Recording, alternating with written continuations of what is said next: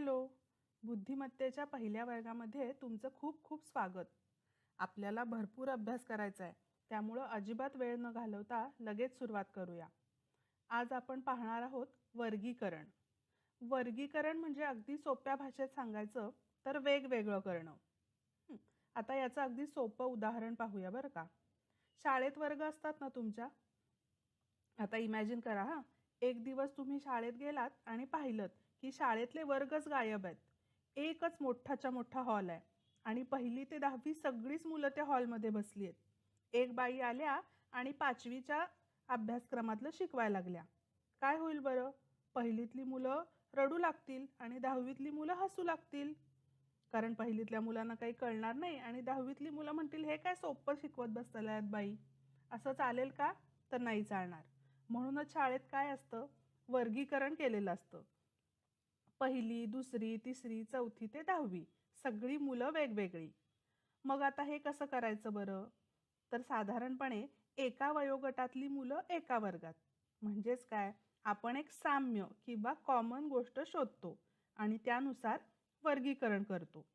जसं या ठिकाणचं साम्य आहे विद्यार्थ्यांचं वय आणि त्यानुसार त्यांची ठरलेली इयत्ता. आलं लक्षात? अजून एक छोटं उदाहरण बघूया. आपल्या घरात बघा हां, कपडे कपड्यांच्या कपाटात, चप्पल बूट शू रॅकमध्ये, भाजी फ्रीजमध्ये, भांडी स्वयंपाकघरात असं ठेवतो ना आपण. जर चप्पल स्वयंपाकघरात, भाजी कपाटात, कपडे शू रॅकमध्ये ठेवले तर काय होईल?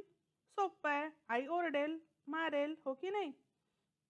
म्हणजे आपण आपल्या नकळत घरात सुद्धा हे वर्गीकरण करत असतो. तर आता तुम्ही म्हणाल परीक्षेमध्ये या वर्गीकरणाचं नक्की काय करायचं? तिथं काय कपड्यांच्या घड्या घालायच्या आणि भाजी निवडून फ्रीजमध्ये ठेवायची का वर्गांच्या भिंती बांधायच्या? असं काही नाहीये. तर परीक्षेत काय असतं पहा. साधारण 3 प्रकारचे प्रश्न याच्यावर विचारले जातात. संख्यांवर आधारित, आकृत्यांवर आधारित आणि शब्दांवर आधारित. यातल्या प्रश्नामध्ये 4 पर्याय असतात.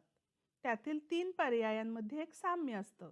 त्यामुळे त्यांचा एक गट बनतो आणि एक पर्याय हा वेगळा असतो. त्याला आपण गटात न बसणारा पर्याय किंवा शब्द म्हणतो आणि तोच आपल्याला ओळखायचा असतो. आता उदाहरण पाहूया म्हणजे तुमच्या लक्षात येईल. आता सगळ्यात पहिला प्रश्न वाचूया आपण. यातले 4 पर्याय कोणते आहेत? पृथ्वी, मंगळ, चंद्र आणि गुरु. यातला गटात न बसणारा शब्द कोणता आहे बरं? चंद्र. कारण चंद्र हा काय आहे? उपग्रह आहे आणि बाकीचे ग्रह आहेत. त्यामुळे याचं उत्तर आहे पर्याय क्रमांक 3 चंद्र. आता दुसरा प्रश्न. वात, पवन, अनिल आणि पर्ण. यातला गटात न बसणारा शब्द कोणता आहे बरं? तो आहे पर्ण. कारण बाकीची तिन्ही जी आहेत ती वारा या शब्दाचे समानार्थी शब्द आहेत आणि पर्णचा अर्थ होतो पान. त्यामुळे या प्रश्नाचं बरोबर उत्तर आहे पर्ण. आता पुढचा प्रश्न. भारत, फ्रान्स, पाकिस्तान आणि जपान. ह्याचं उत्तर आहे फ्रान्स. कारण भारत, पाकिस्तान आणि जपान हे तीनही आशिया खंडातील देश आहेत आणि फ्रान्स हा युरोप खंडातील देश आहे. त्यामुळे तिसऱ्या प्रश्नाचं उत्तर आहे पर्याय क्रमांक 2 फ्रान्स. आता चौथा प्रश्न. पाणी, दूध, मीठ आणि सरबत. याचं उत्तर आहे पर्याय क्रमांक 3 मीठ. कारण इथं फक्त पाणी, दूध आणि सरबत हे 3च द्रव पदार्थ आहेत. त्यामुळे गटात न बसणारा पर्याय आहे मीठ. पुढचा प्रश्न. बुद्धिबळ, कबड्डी, क्रिकेट आणि फुटबॉल. यामध्ये बुद्धिबळ हा फक्त मैदानी खेळ नाही. बाकीचे 3ही मैदानी खेळ आहेत. त्यामुळे याचं उत्तर आहे बुद्धिबळ. आता पुढचा प्रश्न. मीटर, सेंटीमीटर, किलोमीटर आणि ग्रॅम. आता इथं मीटर, सेंटीमीटर आणि किलोमीटर ह्या तीनही मुळे आपण काय मोजतो? अंतर. आणि ग्रॅम हे वजन मोजण्यासाठी वापरलं जातं. त्यामुळे याचं उत्तर आहे पर्याय क्रमांक 4 ग्रॅम. आता पुढचा प्रश्न पहा. जीभ, नाक, त्वचा आणि हृदय. इथं हृदय सोडता जीभ, नाक आणि त्वचा ही तीनही ज्ञानेंद्रिय आहेत. त्यामुळे याचं उत्तर आहे पर्याय क्रमांक 4 हृदय. पुढचा प्रश्न. शरद, वैशाख, श्रावण आणि आषाढ यामध्ये शरद हा फक्त ऋतू आहे आणि बाकीचे तीनही मराठी महिने आहेत. त्यामुळे याचं उत्तर आहे पर्याय क्रमांक 1 शरद. पुढचा प्रश्न. टाच, कोपर, दंड आणि तळवा. आता इथं कोपर, दंड आणि तळवा हे तीनही हाताचे भाग आहेत, पण टाच हा पायाचा भाग आहे. त्यामुळे याचं उत्तर आहे पर्याय क्रमांक 1 टाच. पुढचा प्रश्न. नथ, कानातले, पैंजण आणि टिकली. आता नथ, कानातले आणि टिकली हे तीनही आपण चेहऱ्यावरती घालतो किंवा लावतो, पण पैंजण मात्र आपण पायात घालतो. त्यामुळे याचं उत्तर आहे पर्याय क्रमांक 3 पैंजण. पुढचा प्रश्न. पालक, दूध, मांस आणि अंडी यामध्ये पालक सोडता इतर तीनही प्राणीजन्य पदार्थ आहेत, म्हणजे ते आपल्याला प्राण्यांपासून मिळतात. त्यामुळं याचं उत्तर आहे पर्याय क्रमांक 1 पालक. पुढचा प्रश्न.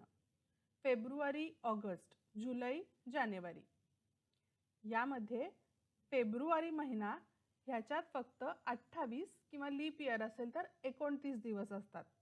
बाकीच्या तीनही महिन्यांमध्ये 31 दिवस असतात. त्यामुळे याचं उत्तर आहे पर्याय क्रमांक 1 फेब्रुवारी. पुढचा प्रश्न. इथं बघा प्रश्नामध्ये 2 जोड्या दिलेल्या आहेत आपल्याला. बिहार, पटना, महाराष्ट्र, पुणे, गोवा, पणजी, तामिळनाडू, चेन्नई. इथं महाराष्ट्र, पुणे ही जोडी वगळता इतर तीनही राज्य आणि त्याची राजधानी अशा जोड्या आहेत. त्यामुळे याचं उत्तर आहे महाराष्ट्र, पुणे. पुढचा प्रश्न. तबेला, गुहा, कळप आणि बीळ. तर तबेला, गुहा आणि बीळ ही तीनही प्राण्यांची घरं आहेत. कळप हा समूहवाचक शब्द आहे. त्यामुळे याचं उत्तर आहे कळप. आता पुढचा प्रश्न. टोमॅटो, गाजर, सफरचंद आणि अंजीर. टोमॅटो, सफरचंद आणि अंजीर ही तीनही फळं आहेत. गाजर ही मात्र भाजी आहे. त्यामुळे याचं उत्तर आहे पर्याय क्रमांक 2 गाजर. आता हे झाले शब्दांवर आधारित प्रश्न. आता आपण बघणार आहोत संख्यांवर आधारित प्रश्न. आता यातला पहिला प्रश्न बघूया. 7, 14, 21 आणि 28 यामध्ये सगळे जरी 7च्या पटीत असले तरी फक्त 7 ही मूळ संख्या आहे आणि 14, 21 आणि 28 या मूळ संख्या नाहीत. त्यामुळे याचं उत्तर आहे पर्याय क्रमांक 1 7. दुसरा प्रश्न. 2, 4, 12 आणि 8 यामध्ये 12 सोडता 2, 4 आणि 8 हे तीनही 2चे घात आहेत. म्हणजे 2चा पहिला घात 2, 2चा दुसरा घात 4, तसंच 2चा तिसरा घात 8. पण 12 हा 2चा घात नाही. त्यामुळे याचं उत्तर आहे पर्याय क्रमांक 3 12. पुढचा प्रश्न. 36, 100, 55 आणि 9. सोपं आहे. 36, 100 आणि 9 या तीनही पूर्ण वर्गसंख्या आहेत. 55 ही वर्गसंख्या नाही. त्यामुळे याचं उत्तर आहे पर्याय क्रमांक 3. पुढचा प्रश्न. 6, 10, 17 आणि 14 यामध्ये 17 ही विषम संख्या आहे आणि बाकीच्या तीनही समसंख्या आहेत. त्यामुळे याचं उत्तर आहे पर्याय क्रमांक 3 17. पुढचा प्रश्न. 1/2, 2/4, 4/7 आणि 3/6 यामध्ये 1/2, 2/4 आणि 3/6 ह्या तीनहीची किंमत ही सारखीच आहे 1/2. मात्र पर्याय क्रमांक 3 4/6 हा तेवढा 4/7 हा तेवढा वेगळा आहे. त्यामुळे याचं उत्तर आहे पर्याय क्रमांक 3. पुढचा. 13 अधिक 4, 11 अधिक 7, 9 अधिक 8 आणि 12 अधिक 5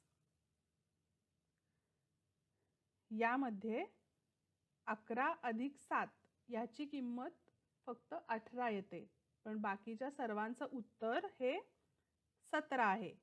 त्यामुळं इथे गटात न बसणारा पर्याय आहे पर्याय क्रमांक 2, 11 अधिक 7. पुढचा प्रश्न, 2 गुणिले 3, 5 गुणिले 2, 3 गुणिले 3 आणि 8 गुणिले 4.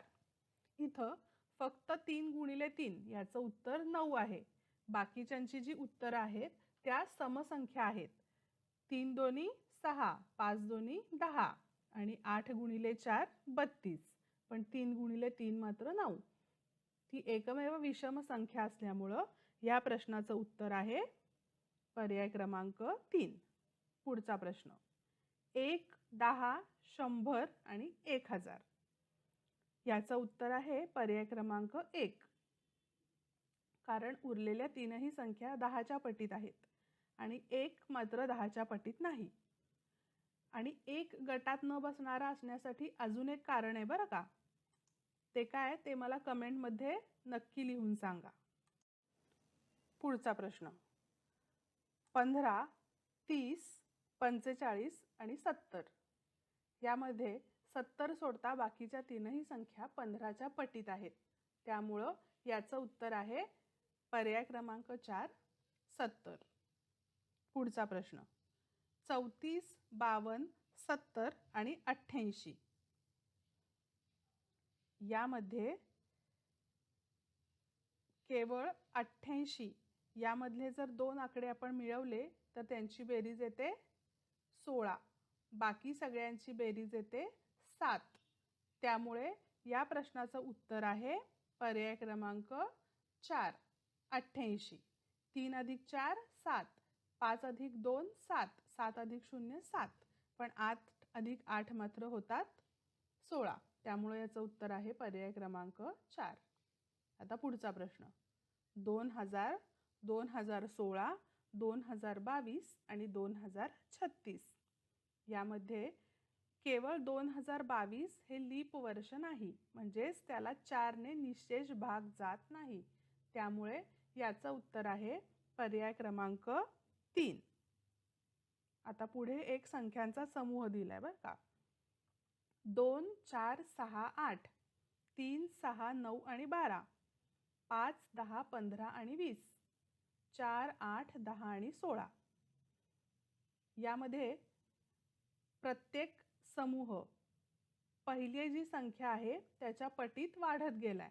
जसं की 2 अधिक 2 4, अधिक 2 6, अधिक 2 8, 3 अधिक 3 6, 6 अधिक 3 9, अधिक 3 12. तसंच पुढचा 5च्या पटीत वाढलाय, परंतु शेवटचा पर्याय मात्र 4 अधिक 2 8 4 अधिक 4 8, अधिक 2 केल्यावरच 10 येतात. त्यामुळे हा पर्याय चुकीचा आहे. तिथे 10च्या जागी काय हवं होतं ते मला कमेंटमध्ये लिहून सांगा. पुढचा प्रश्न, 512, 216, 256 आणि 729. यामध्ये फक्त 256 हा वर्गसंख्या आहे, बाकीच्या तीनही घन संख्या आहेत. त्यामुळे याचं उत्तर आहे पर्याय क्रमांक 3, 256. पुढचा प्रश्न, XLPV. आता P ही एकमेव अशी इथली संख्या आहे जी रोमन न्यूमरल्समध्ये आपण वापरत नाही. म्हणजे ज्या रोमन संख्या असतात त्याच्यामध्ये P वापरलं जात नाही. रोमनमध्ये X, L आणि V तीनही वापरले जातात. त्यामुळे याचं उत्तर आहे पर्याय क्रमांक 3, P. आता पुढचा प्रश्न, 132, 275, 110 आणि 601. यामध्ये प्रत्येक संख्येतले जे शेवटचे 2 आकडे आहेत त्यांची बेरीज म्हणजे मधली संख्या आहे. जसं पहिलं 132, पहिला आकडा 1, शेवटचा 2, 1 अधिक 2 3 मध्ये आहे. पुढे 275, पहिली संख्या 2, शेवटची 5, 5 आणि 2 7 मध्ये आहे. 110, 1 अधिक 0 1, 1 मध्ये आहे. तसेच इथे 601 मध्ये मात्र तसं नाही. 6 अधिक 1 मध्ये 7 हवं होतं, पण इथं आहे 0. त्यामुळे इथे पर्याय आहे गटात न बसणारा पर्याय क्रमांक 4, 601. आता हे झाले संख्यांवर आधारित प्रश्न. आता पुढे आपण पाहणार आहोत आकृत्यांवर आधारित प्रश्न. पहिला प्रश्न बघूया. पहिली आकृती बघा काय दिसतंय. एक चौकोन आहे, एक त्रिकोण आहे, एक पंचकोन आहे आणि वर्तुळ आहे. याच्यामध्ये गटातनं बसणारं आहे पर्याय क्रमांक 4 वर्तुळ, कारण बाकीचे तीनही रेषांपासून बनतात. कोन आहेत त्यांना, पण वर्तुळ तसं बनलेलं नाही. त्यामुळे ह्याचं उत्तर आहे पर्याय क्रमांक 4. पुढचा प्रश्न. पुढच्या प्रश्नामध्ये तुम्ही नीट पाहिलं तर लक्षात येईल. आकार कसेही असले तरी पर्याय क्रमांक 2 वगळता इतर सर्व जे बाण आहेत त्याचं टोक हे वरच्या दिशेला आहे, परंतु पर्याय क्रमांक 2 मध्ये मात्र ते खालच्या दिशेला आहे. त्यामुळे याचं उत्तर आहे पर्याय क्रमांक 2. पुढचा प्रश्न.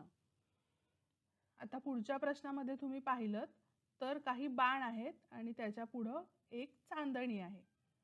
यामध्ये केवळ पर्याय क्रमांक 3 मध्ये बाणाच्या टोकाऐवजी मागच्या बाजूला चांदणी आहे. त्यामुळे याचं उत्तर आहे पर्याय क्रमांक 3. पुढचा प्रश्न. चौकोनात चौकोन आहे, त्रिकोणात त्रिकोण आहे, गोलात गोल आहे आणि शेवटी मात्र चौकोनामध्ये फक्त रेषा काढलेल्या आहेत, पूर्ण आकृती नाही आहे. त्यामुळे याचं उत्तर आहे पर्याय क्रमांक 4. आता पुढचा प्रश्न. पुढचा प्रश्न पाहिलात तर तुमच्या लक्षात येईल पर्याय क्रमांक 3 वगळता इतर जी तीनही चिन्ह आहेत ती गणितामध्ये वापरली जातात. बेरीज, गुणाकार आणि वजाबाकी. त्यामुळे ह्याचं उत्तर आहे पर्याय क्रमांक 3. पुढचा प्रश्न. पुढच्या प्रश्नामध्ये तुमच्या लक्षात येईल पर्याय क्रमांक 4 वगळता इतर तीनही पर्यायांमध्ये त्या वर्तुळाचे समान 4 भाग करण्यात आलेले आहेत, परंतु पर्याय क्रमांक 4 मध्ये मात्र 6 भाग करण्यात आलेत. त्यामुळे त्याचं उत्तर आहे पर्याय क्रमांक 4. तर आलं लक्षात. अशा प्रकारे वर्गीकरणावरती प्रश्न विचारले जातात. आपल्याला 3 पर्यायांमधला एक समान धागा ओळखायचा आहे. त्या 3 पर्यायांचा त्यामुळे गट बनतो आणि जो शब्द त्या गटात बसत नाही तो आपल्याला शोधायचा आहे. याच्यावरती आणखीन भरपूर प्रश्न मी घेऊन पुढे एका सरावाच्या व्हिडिओमध्ये नक्की येणार आहे. तोपर्यंत हा व्हिडिओ पाहत राहा, नीट अभ्यास करा. आपण पुढच्या व्हिडिओमध्ये भेटूया. अच्छा.